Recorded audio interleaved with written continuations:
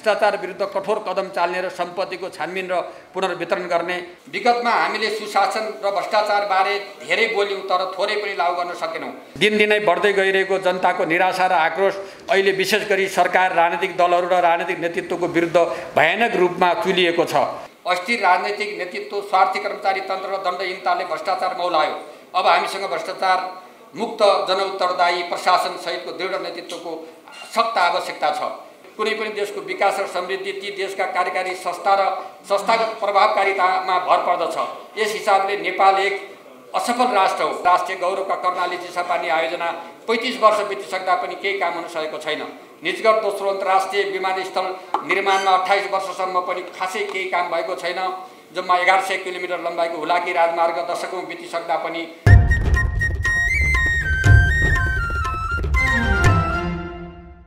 आशावादी भए तर दुर्भाग्य भनौँ राजनीतिक जनअधिकारको बहाली, समावेशी राज्य व्यवस्थाको स्थापना भए पनि जनताको जनजीवनका सवालमा भने आज राज्य र राजनीतिक नेतृत्व पूर्णतया चुकेको छ र जनताको निराशा र आक्रोश पनि अहिले चुलिएको छ। यो निराशा र आक्रोश बढ्दो सामाजिक सञ्जालको पहुँच र प्रयोगबाट पुनः राज्य व्यवस्था र राजनीतिक नेतृत्वप्रति खनिने जोखिम बढेर गएको छ।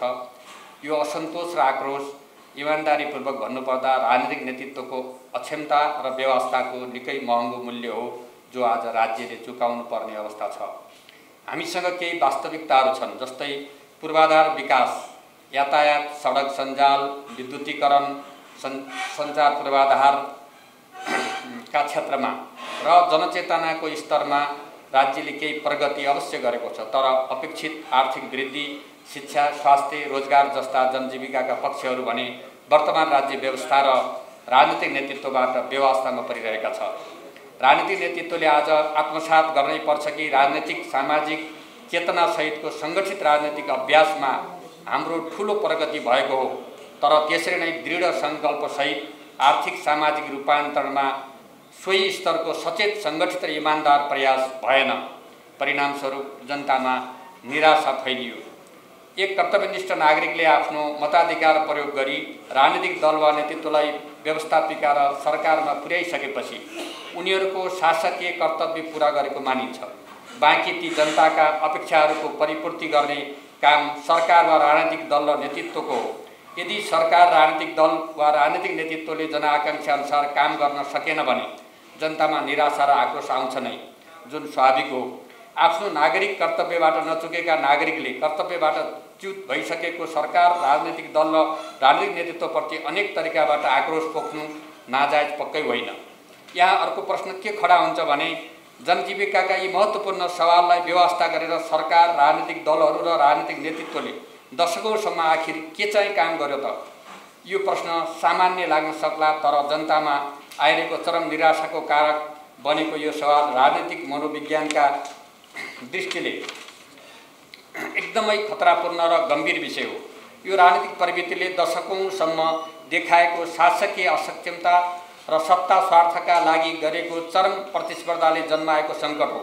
यस अवधिमा राजनैतिक वृत्तले आफ्नो अधिकांश समय सत्ता आरोहण र अवरोहणको मै व्यतीत गर्यो र जनजीविकाका समस्या, विकास र समृद्धिमा देखावटी आश्वासन मात्रै दिइरह्यो। सत्ता स्वार्थ र शासन व्यवस्था दलालहरूको हातमा पुग्न पुग्यो। श्रम र उत्पादनमा भन्दा ब्रोकर इकोनोमी मार्फत इजी मनीको दबदबा रह्यो र यसलाई भरपूर राजनैतिक संरक्षण भयो। नेपालले आफ्नो मौलिक विशेषता अनुसारको विकासको मोडेलमा अघि बढ्नै सकेन। जुन कुरा हाम्रो आर्थिक उन्नतिको गति, विकास, समृद्धि यात्राको तरिका, गति र परिणामले देखाइसकेको छ कि हामी दक्षिण एसियाकै सबैभन्दा गरिब राष्ट्र हौँ। मेरो विचारमा राजनैतिक अनुभवको एउटा संश्लेषित दृष्टान्त के रह्यो भने नेपाली राजनीतिक नेतृत्व, व्यवस्था, शासन, सत्ता परिवर्तनको लागि काबिल छ, तर त्यसपछिको राजनीतिक व्यवस्थापन, प्रशासनिक परिचालन तथा सुशासन, आर्थिक विकास र समृद्धि यात्राको भिजनमा निकम्मा छ। स्वार्थपूर्ण राजनीतिको विकास गरेको हालको कर्मचारी तन्त्र परिणाम दिन नसक्ने एक भारी भरकम संरचना निर्माण भएको छ, जसलाई म नागरिक प्रशासन भन्दा पनि कारोबारी प्रशासन तन्त्र भन्न रुचाउँछु, जस्तो आफू लगायत निश्चित वर्गको लाभ मात्र काम गर्छ, आम जनताका काममा ढिला सृष्टि गर्छ। यी सबै कारणहरूले हालसम्मको राजनीतिक उपलब्धिलाई ओझेलमा पारिदिएको छ। अहिलेको जनाक्रोश र अस्थिर राजनीतिभित्रको मूल कारक यही हो। हालको राजनीतिक नेतृत्वले लोकतन्त्रलाई आफ्नो आदर्शतम आवरणको रूपमा व्याख्या गर्छ, तर व्यवहारमा लोकतान्त्रिकरण पटक्कै छैन। व्यक्तिवाद, परिवारवाद, नातावाद, दलाल एवं पुँजीपतिको स्वार्थअनुसार सञ्चालित शासकीय व्यवस्थाले लोकतन्त्र र लोकतान्त्रिकरणको हुर्मत लिएकै हो। हामी स्पष्ट हुनुपर्छ, जनताले निश्चित समयावधिपछि चुनाव मार्फत भोट हाल्न पाउनु मात्र लोकतन्त्र होइन। माथि उल्लेखित सबै कुराहरूले के प्रश्न पारेको छ भने लामो समयदेखि राजनीतिले नेपाली जनतालाई अवमूल्यन गर्दै आएको छ। त्यसको मूल्य आजको राजनीतिले चुकाउनु परेको छ। सरकार, राजनीतिक दल र राजनीतिक नेतृत्वलाई यो भारी परिरहेको छ। यसका अतिरिक्त हालसम्मका विकास अभ्यासबाट के प्रश्न भएको छ भने जनताका आवश्यकता र आकाङ्क्षाहरूसँग राज्यका नीति तथा कार्यक्रमहरू मेल खाएका छैनन्। जनताले साँच्चीकै अर्थमा लाभ लिन सक्ने प्रकारका सम्भावनाहरू तथा जनस्वत्वसँग राज्यका नीति तथा कार्यक्रम मेल खाएकै छैनन्। विकासका अधिकतम कार्यक्रमहरू जनताका आवश्यकता भन्दा अन्य निकायहरूलाई प्राथमिकता र इच्छामा स्वार्थमा बन्दछन्। यसको अहिलेको विश्व परिस्थिति र नीतिगत जोखिमको बारेमा थोरै म यहाँ भन्न चाहन्छु। आज विश्वको आर्थिक परिदृश्य आश्चर्यजनक रूपले बदलिएको छ। हाल विश्व अर्थतन्त्र नीतिगत रूपमा उलटपलट तर्फ तीव्र वेगले अगाडि बढिरहेको छ। अमेरिकाको उदारवादी अर्थतन्त्रको ग्लोबल पोलिसी प्रेसरले संसारका सबै देशहरूलाई लामो समयसम्म दबावमा राखेको थियो र यो प्रेसरबाट यद्यपि अधिकांश देशहरू बाहिर निस्केका छैनन्, तर विगतमा उदारवादी अर्थनीतिको दबदबा दिइरहेको अमेरिका भने आफै अमेरिका फर्स्ट पोलिसी मार्फत संरक्षणवादतर्फ अगाडि बढेको छ। यसबाट क्यानाडा, युरोपियन युनियन, बेलायत, जापान, दक्षिण कोरिया र अस्ट्रेलिया जस्ता उसका नजिकका साझेदार देशहरू आश्चर्यजनक रूपमा अलमलमा परेका छन्। यस्तै हाल अमेरिका आफ्नो परम्परागत प्रतिद्वन्दी रुससँग आश्चर्यजनक रूपमा नरम देखिएको छ र युक्रेन लगायत आफ्ना परम्परागत साझेदारहरूसँग दूरी बढाइरहेको छ। चीनसँग व्यापार युद्ध सुरु गरेर अहिले उक्त व्यापार युद्धमा आफै रक्षात्मक मेलमिलाप खोजिरहेको छ। अमेरिकी परम्परागत साझेदार र इजरायलबाट अमेरिकी स्वार्थ व्यापक रूपमा अरब राष्ट्रहरूमा सर्दै गएको छ। यी सबै परिदृश्यबाट अमेरिकाले भविष्यमा अङ्गीकार गर्ने अर्थनीति के होला भन्ने अनिश्चिततामा धकेलिएको देखिन्छ। अबका दिनमा अमेरिकी अलायन्स कोसँग कस्तो हुने भन्ने प्रश्न देखिँदैन। विश्वको यस्तो बदलिदो आर्थिक परिदृश्यका बीच नेपाली अर्थतन्त्र पनि संवैधानिक एवं व्यावहारिक रूपले विरोधाभासपूर्ण परिस्थितिमा जगडिएको देखिन्छ। हामीले संविधान अनुरूप अङ्गीकार गरेको अर्थतन्त्र र यससँग सम्बन्धित पोलिसी फन्डामेन्टल्स विरोधाभासपूर्ण छन्। संविधानमा नेपाली अर्थतन्त्रको दीर्घकालीन नीतिगत संरचना समाजवाद उन्मुख अर्थव्यवस्थाभित्र बाँधिएको छ, तर मुलुकका अर्थतन्त्र सम्बन्धी सम्पूर्ण ऐन, नियम तथा कानुनी प्रावधानहरू विकृत पुँजीवादलाई मलजल गर्ने प्रकारका छन्, जसबाट बिस्तारै अर्थतन्त्र दलाली तन्त्र, एकाधिकारवाद हुँदै क्रोनिक क्यापिटलिजमतर्फ अघि बढेको छ। अझ भनौँ, मुलुकका ऐन, नियम तथा कानुनी व्यवस्थाहरू देशभित्रका दलाल पुँजीपति तथा अन्तर्राष्ट्रिय स्वार्थ अनुरूप चलिरहेका छन्।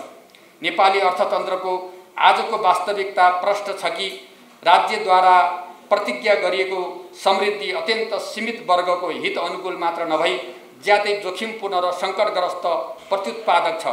उदार अर्थनीतिको नाममा विकसित हुँदै गएको एकाधिकारी पुँजीवादले उत्पादन, पुनरुत्पादन र पुनर्लगानी मार्फत पुँजीको विकासको भोगमा अल्पाधिकार बजार संयन्त्र मार्फत समग्र आम्दानीको स्रोत र साधनको ज्यादै सीमित वर्गमा केन्द्रीकृत गरी गरिब र धनी बीचको खाडल विकराल बनाएको छ भने राजनैतिक नेतृत्वले पुँजीपतिका साधक बनेर राज्यको दोहन गर्नु, पुँजी र राज्य शक्ति तथा प्रविधिको आडमा वित्तीय एकाधिकार पुँजीवादलाई मलजल गरिरहेको छ।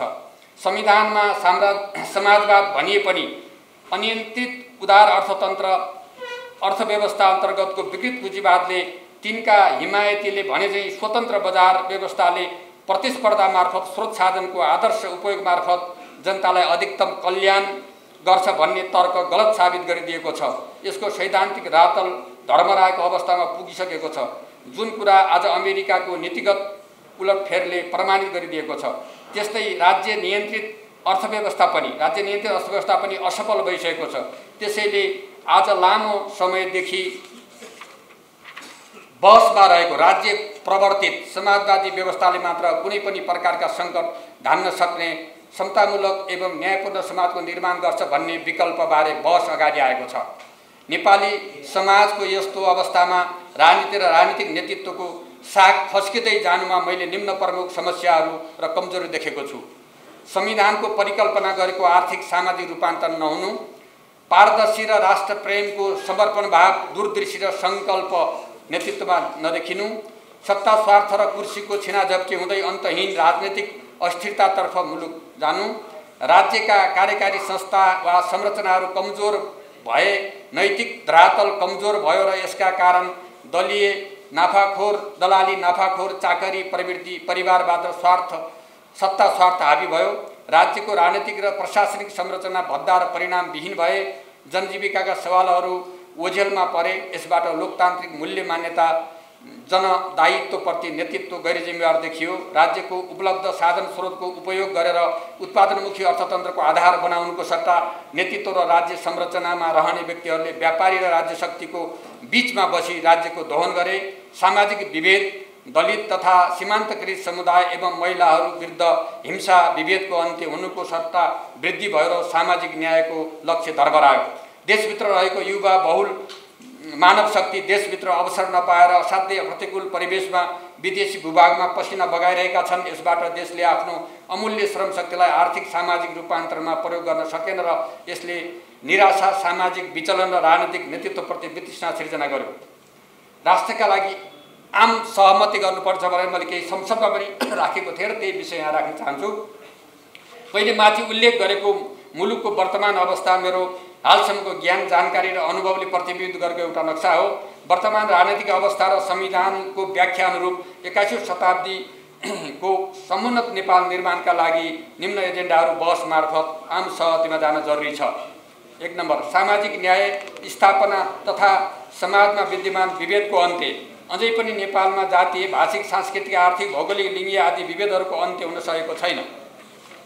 सामाजिक न्यायको सवालमा राज्य, समुदाय र आम नागरिकको भूमिका स्पष्ट गर्दै सामाजिक सांस्कृतिक रूपान्तरण र आर्थिक उत्पादन, रोजगारी समृद्धि एवं सुशासनको अभियान मार्फत जनचेतना वृद्धि गर्दै सामाजिक न्याय स्थापना गर्न योजना तयार पार्ने, गरिबी अन्त्य तथा रोजगारी सिर्जना, श्रमयोग्य व्यक्तिलाई तालिम दिने, स्थानीय स्रोत साधनमा आधारित उत्पादन तथा स्थानीय स्तरमा रोजगारी सिर्जना गर्न बिउ पुँजी, सहुलियत, ऋण र साधन स्रोतको उपयोग सम्बन्धी योजना तयार पार्ने, आर्थिक उत्पादन र समृद्धि, अर्थतन्त्रको पुनर्संरचना गर्ने, प्राकृतिक साधन स्रोतहरूको एकीन गर्ने, तुलनात्मक लाभ दिने, प्रतिस्पर्धाको क्षेत्रको पहिचान गरी त्यसको उपयोग गर्ने गरी श्रमशक्ति, प्रविधि र पुँजीको एकीकृत परिचालन गर्ने, उत्पादन इकाइहरू, समूह, सहकारी कम्पनीहरू मार्फत विभिन्न स्तर र क्षमताको उत्पादन, प्रशोधन एवं बजारीकरणको सुस्पष्ट खाका तयार गर्ने, प्रविधिमा आधारित टेक्नोलोजी बेस अर्थतन्त्रमा जोड दिने, समावेशी विकास तथा पूर्वाधार, राष्ट्रलाई आवश्यक पर्ने सडक यातायात, विद्युतीकरण, खानेपानी, सामुदायिक तथा सबै सार्वजनिक भवनहरूको निर्माण गर्ने, उत्पादनसँग सम्बद्ध सिँचाइ, मलखाद सम्बद्ध जनशक्तिको विकास, उनीहरूको स्वास्थ्य, शिक्षा, खेलकुद, पर्यटन क्षेत्रको सम्बद्ध पूर्वाधारका लागि बृहत योजना तयार पार्ने, स्वास्थ्य शिक्षाको गुणस्तरीयता र सहज उपलब्धता, स्वास्थ्य सेवाको विस्तार र आवश्यक जनशक्तिको स्वास्थ्य सेवा प्रवाह गर्ने, शिक्षाको गुणस्तरीयताका लागि पाठ्यक्रम, शैक्षिक संस्था, सूचना प्रविधि आधारित प्रयोगात्मक, युवाहरूको चाहना र बजारको आवश्यकता अनुसारको विषयको उपलब्धतामा जोड दिने र मुलुकभित्रै सबै विषयहरू पढ्न सक्ने वातावरण तयार गर्ने, संविधान, संघीयता र न्याय कानुन, संविधानको उपलब्धिको रक्षा गर्ने, यसको कार्यान्वयनका लागि डेलिभरी दिन सक्ने कानुन र संयन्त्र निर्माण गरी गणतन्त्र, संघीयताको सुदृढीकरण, समावेशितालाई थप व्यवस्थित निर्वाचन प्रणाली आदिबारे संविधान संशोधन, न्यायालयको पुनर्संरचना, जनमुखीकरणतर्फ अघि बढ्ने, भाषा, संस्कृति, पहिचान र सभ्यता, सबै भाषाभाषीहरूको पहिचान गरी सबैको समान हुने गरी पहिचान सुनिश्चित गर्ने र भाषा संस्कृतिको संरक्षण हरसम्भव उपायहरू अपनाउने, राष्ट्र, राष्ट्रियता र परराष्ट्र राष्ट्रियताको रक्षाका लागि आर्थिक विकास, कूटनीतिक सम्बन्ध, सन्तुलित परराष्ट्र नीति र सुरक्षा नीतिको विकास गर्ने, शासन, सेवा प्रवाह र सुशासन, जनजीविकाका क्षेत्रमा जनताका अपेक्षाहरू पूरा गर्न सुशासन कायम गर्न, स्वयंको जनचेतना र संस्कृति निर्माण संयन्त्र निर्माण गर्ने,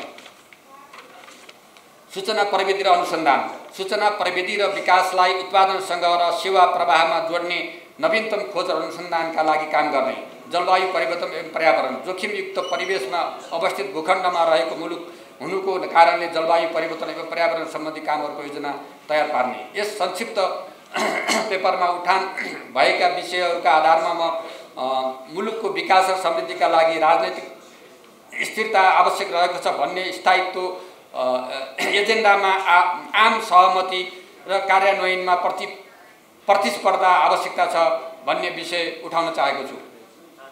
समाधानको बारेमा समृद्धि जति स्वप्निल र आनन्ददायी हुन्छ यात्रा त्यति नै कठिन र जोखिमयुक्त हुन्छ। तर समृद्धिको यात्रा आजको हाम्रो सङ्कल्प र अनिवार्य शर्त पनि, किनकि विकास र समृद्धिका लागि जनताको आकाङ्क्षा र राजनीतिक नेतृत्व तथा सरकारको प्रतिज्ञा पूरा नभएको लामो समय बितिसक्यो। त्यसले हामीलाई समृद्ध र विकास चाहिएको छ र त्यो ज्यादै नै छिट्टै चाहिएको छ। हामीले जनतासँग गरेका धेरै प्रतिज्ञाहरूमध्ये जनताको अधिकार र स्वतन्त्रता सुनिश्चित गरेका छौँ। संविधान निर्माणको यात्रामा सफलता प्राप्त गरेका छौँ। तर जनताको सबैभन्दा ठुलो आकाङ्क्षा विकास र समृद्धिमा भने हामी पछि परेका छौँ। नेपाली अर्थतन्त्र लामो समयदेखि अत्यन्त कम दरमा वृद्धि हुँदै आएको छ र विगत 60 वर्षको औसत वृद्धि 4% को हाराहारीमा छ। समृद्धिका लागि हामीलाई दोहोरो अङ्कको आर्थिक वृद्धि चाहिन्छ। हामीले दोहोरो अङ्कको वृद्धि कसरी गर्छौँ र त्यो अनुभूति जनतालाई कसरी चाँडै दिन सक्छौँ? देशको न्यून आर्थिक वृद्धि, जनताको बढ्दो आवश्यकताले हाम्रो व्यवस्था, हाम्रो व्यापार घाटा असाध्यै बिग्रिएको छ। निर्यातको झन्डै 10 गुणा बढी आयात गर्छौँ। कसरी सन्तुलन कायम गर्छौँ? देशको प्रति व्यक्ति आय असाध्यै दयनीय छ। लगभग $1400 प्रति व्यक्ति आय भएको हाम्रो देश हालकै आर्थिक वृद्धिका दरले 1 दशकपछि मात्र आजको भारतको अवस्थामा पुग्न सक्नेछौँ। अर्को छिमेकी दशक चीनको तहमा पुग्न त झनै त्योभन्दा धेरै समय लाग्नेछ। समृद्धि र विकासका लागि पुँजीगत लगानी बढाउनै पर्छ। तर हाल देशको लगानीलाई प्रोत्साहन गर्न सकेको छैनौँ र त्योभन्दा महत्त्वपूर्ण कुरा सरकारले विनियोजन गरेको पुँजीगत खर्चको प्रगति निराशाजनक छ। वर्षभरि खर्च नहुने र आर्थिक वर्षको अन्तमा महिनामा खर्च गरिसक्ने प्रवृत्तिले साधनको दुरुपयोग भएको छ। विगतमा हामीले सुशासन र भ्रष्टाचार बारे धेरै बोल्यौँ तर थोरै पनि लागू गर्न सकेनौँ। अस्थिर राजनैतिक नेतृत्व, स्वार्थी कर्मचारी तन्त्र र दण्डहीनताले भ्रष्टाचार मौलायो। अब हामीसँग भ्रष्टाचार मुक्त जनउत्तरदायी प्रशासन सहितको दृढ नेतृत्वको सख्त आवश्यकता छ। देशमा रोजगारीको अवसर सृजना गर्न नसकेको कारणले अधिकांश युवा विदेशी भूमिमा पसिना बगाइरहेका छन्। यसबाट देशलाई 2वटा गम्भीर समस्या आइलाग्दैछ। पहिलो, युवाहरूको सबैभन्दा उत्पादनशील उमेर विदेशी भूमिमा कमसल काममा बितिरहेको छ र देश विकास र समृद्धिको लागि चाहिएको युवा शक्ति, जोश जाँगर र परिश्रम विदेशको विकास र समृद्धिमा तल्लीन हुनु परेको छ, जसले देशभित्र हुनुपर्ने आर्थिक गतिविधिलाई भने अत्यन्तै सुस्त बनाइदिएको छ। दोस्रो, जनसाङ्ख्यिक हिसाबले हामी अहिले अत्यन्तै संवेदनशील मोडमा छौँ। इतिहासमै नेपाल यो र अब आउने दशक वा सन् 2030 सम्म युवा आर्थिक रूपले सक्रिय जनसङ्ख्या देश हुनेछ। त्यसपछि क्रमशः नेपाल एजिङ कन्ट्री सन् 2050 को मध्यतिर बुढाबुढीको सङ्ख्या अधिक भएको देश बन्नेछ। त्यसैले समृद्धि यही पुस्ताले ल्याउन नसकेन भने देशको समृद्धिको यात्रा अल्पत्र पर्नेछ। नेपालको आजसम्मको असफल विकास यात्राको सबैभन्दा ठुलो कारक तत्त्वको रूपमा मुलुकको विकास निर्माणका लागि स्थापना भएका कार्यकारी संयन्त्र अन्तर्गतका संस्था र संस्थागत संरचना नै हो। मैले यहाँ भन्न खोजेको कुरा के हो भने कुनै पनि देशको विकास र समृद्धि ती देशका कार्यकारी संस्था र संस्थागत प्रभावकारितामा भर पर्दछ। यस हिसाबले नेपाल एक असफल राष्ट्र हो। उदाहरणका लागि विकास र समृद्धिका लागि गेम चेन्जरका रूपमा हेरिएका राष्ट्रिय गौरवका कर्णाली चिसापानी आयोजना 35 वर्ष बितिसक्दा पनि केही काम हुन सकेको छैन। निजगढ दोस्रो अन्तर्राष्ट्रिय विमानस्थल निर्माणमा 28 वर्षसम्म पनि खासै केही काम भएको छैन। जम्मा 1100 किलोमिटर लम्बाइको हुलाकी राजमार्ग दशकौँ बितिसक्दा पनि सम्पन्न गर्न सकेका छैनौँ। आखिर यी सबै असफलताहरू देशको कार्यकारी संरचनाभित्र जिम्मेवार संस्था र संस्थागत संरचनाको असफलता नै हुन्। त्यसैले मलाई के भन्न मन लागेको छ भने वाइ नेसन फेलका लेखक डेरेन एसेम्ब्लू र जेम्स रबिन्सले भनेझै विकास र समृद्धिको निर्णायक तत्त्व पुँजी, प्रविधि, स्रोत साधन, भूगोल तथा संस्कृतिभन्दा पनि प्रभावकारी संस्था र संस्थागत संरचना नै हो। आखिर प्रभावकारी संस्था संस्थागत संरचना नेतृत्वको माइन्डसेटले निर्धारण गर्छ। त्यसैले विकास र समृद्धि एउटा माइन्डसेट हो। चीनको विकासमा देङ स्याओपिङ होस् या सिङ्गापुरमा ली कुआन वा जापानको विकासमा मेजी होस्, प्रभावकारी संस्थागत संरचना नेतृत्वको माइन्डसेटबाट जन्मन्छ। मेरो उपरोक्त बुझाइबाट वर्तमान समस्याको समाधानमा निम्न विषयहरू समेट्नुको विकल्प छैन जस्तो लाग्छ। भ्रष्टाचार विरुद्ध सुशासनको पक्षमा दृढ र सङ्कल्पबद्ध लोकतान्त्रिक मूल्यबोध सहित समर्पित नेतृत्व प्रणाली, संविधान संशोधन एवं कार्यान्वयन मार्फत मुलुकको व्यवस्थापिका न्यायपालिका र कार्यपालिकाका काम कारबाहीको जन अधिकारको व्यावहारिक प्रयोगमा केन्द्रित गर्ने, राज्य संरचनाहरू सेवा भावमा प्रतिबद्ध परिणाममुखी र पारदर्शी बनाई चुस्त रूपमा सञ्चालन गर्ने, भारी भरकम राजनीतिक प्रशासनिक संयन्त्रको पुनर्संरचना गरी परिणाममुखी र वर्तमान अर्थतन्त्रले धान्न सक्ने बनाउने, शिक्षा स्वास्थ्य रोजगार लगायतका जनजीविकाका समस्या समाधान गरी जनअपेक्षा पूरा गर्ने, कृषिलाई उद्योगसँग जोड्ने र तुलनात्मक एवं प्रतिस्पर्धात्मक लाभका क्षेत्रमा लगानी गरी उत्पादन र उत्पादकत्व वृद्धि गर्दै रोजगारी सृष्टि गर्ने, स्रोतको समन्वयक वितरण समावेशी विकास सामाजिक न्याय स्थापनामा केन्द्रित गर्ने कार्यक्रम गर्ने, आर्थिक क्षेत्रको पुनर्संरचना मुख्यतया सामुदायिक अर्थतन्त्रको आधारमा खडा भएको 3 खम्बे अर्थनीतिको प्रभावकारी कार्यान्वयन गर्ने, प्राकृतिक स्रोतको सदुपयोग उत्पादनमा आधारित अर्थतन्त्र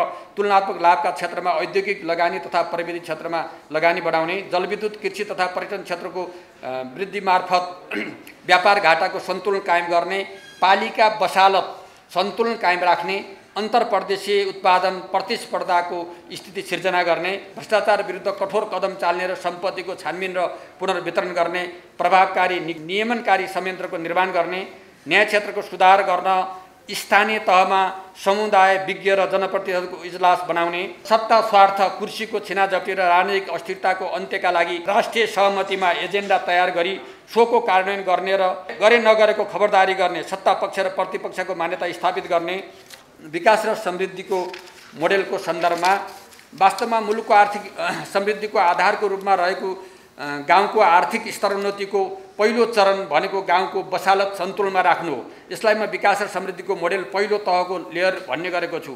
यो भन्नुको मतलब हाम्रा सबै पालिका वा गाउँ आत्मनिर्भर हुनु हो। गाउँको बसालत सन्तुलनमा राख्नुको अर्थ प्रत्येक गाउँपालिका तथा नगरपालिकाभित्रको वस्तु तथा सेवाको कुल उत्पादन मूल्य उक्त पालिकामा अन्यत्रबाट हुने आयात सहित कुल उपभोग मूल्यभन्दा कम नहुनु हो।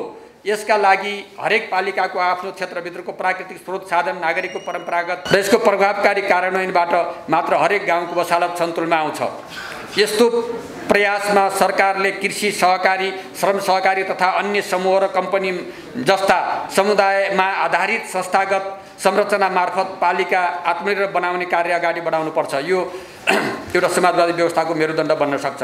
विकास र समृद्धिको दोस्रो तहको मोडेल चाहिँ पूर्वाधारको गुणात्मक विकास हो। यस अन्तर्गत म के भन्न चाहन्छु भने आज तिनै तहका सरकारले विकासका नाममा गाउँ गाउँमा पुग्न सक्ने सडक ट्र्याक खोलेका छन्, तर ती प्रभावकारी रूपमा वर्षैभरि प्रयोगमा आउन सकेका छैनन्। अब हामीले नयाँ ट्र्याक खोल्नुभन्दा भएका सडकहरूको वर्षभरि प्रयोग गर्न सक्ने गरी स्तरोन्नति गर्नुपर्छ। यस्तै हामीले आइटी तथा सञ्चार सम्बन्धी 5औं र 6औं पुस्ताको पूर्वाधार निर्माण गरी जसले हाम्रा युवाहरूलाई आइटी सम्बन्धी रोजगारी मात्र दिँदैन, देशको निर्यात आयात समेत ठुलो योगदान पुर्याउँछ। गुणस्तरीय ऊर्जा विकास पनि यो विकासको कडी हो। विकास र समृद्धिको तेस्रो लेयरको मोडेल चाहिँ औद्योगिकरण हो र आज हामीले अङ्गालेको बजार अर्थनीति एवं दुई शक्तिमान छिमेकी देशहरूको विकासको रफ्तार र उत्पादन क्षमता तथा विश्व अर्थतन्त्रको एकीकृतताका कारणले नेपालको औद्योगिकरण गर्दा विशिष्ट नीति अपनाउनु पर्ने अवस्था छ। आज हामीले प्रतिस्पर्धात्मक लाभका आधारमा भन्दा तुलनात्मक लाभका आधारमा औद्योगिक विकास गर्नुपर्छ, जस अन्तर्गत आइटी, जलविद्युत, पर्यटन, खानी र वित्तीय सेवा पर्दछन्। किनकि हामी अन्य औद्योगिक उत्पादन अन्तर्राष्ट्रिय एवं छिमेकी देशहरूको प्रतिस्पर्धात्मक क्षमतासँग प्रतिस्पर्धा गर्न सक्ने अवस्था छैनौँ। अन्तमा नेपाली जनताले राजनीतिक सङ्घर्ष र परिवर्तनको लामो यात्रा पार गरिसकेका छन्, तर आम जनताको दशकौँदेखि राजनीतिक स्थायित्वसँगै आर्थिक, सामाजिक तथा सांस्कृतिक समृद्धि विकासको आकाङ्क्षा भने भयानक निराशाको बासमा जगिँदै गइरहेको छ। दिनदिनै बढ्दै गइरहेको जनताको निराशा र आक्रोश अहिले विशेष गरी सरकार, राजनीतिक दलहरू र राजनीतिक नेतृत्वको विरुद्ध भयानक रूपमा तुलिएको छ।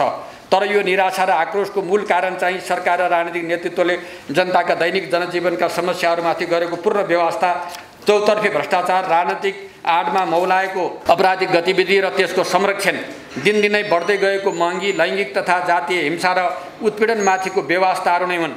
यिनै निराशाको पहिलो निशानामा सरकार, राजनीतिक दल र राजनीतिक नेतृत्व परेको छ, जुन कुरा सामान्य रूपमा स्वाभाविक छ। किनकि जनतामा यिनै जनजीविकाका सवाल र विकास र समृद्धिका लक्ष्यहरूको परिपूर्तिका लागि आम जनताले सरकार चुनेका हुन्छन्, राजनीतिक दल र नेतृत्वलाई विश्वास गरेर मतदान गरेका हुन्छन्। अब विगतका सबै गल्तीहरू र चुकहरूलाई सच्याएर जनताको मतको सम्मान र जनताको अपेक्षित विकास र समृद्धिको आकाङ्क्षालाई पूरा गर्न सकिने किसिमको विकास मार्गचित्र तयार पारेर उक्त मार्गबाट विचलित नहुने गरी अघि बढ्नुको विकल्प छैन। मैले सरसर्ती आफूले गरेका अनुभवहरूको आधारमा अहिलेको अवस्थाको आधारमा मलाई लागेका कुराहरू मैले यहाँ यो विषयको रूपमा प्रस्तुत गरेको छु। मलाई यो अवसर दिनुभएकोमा आयोजकलाई धन्यवाद।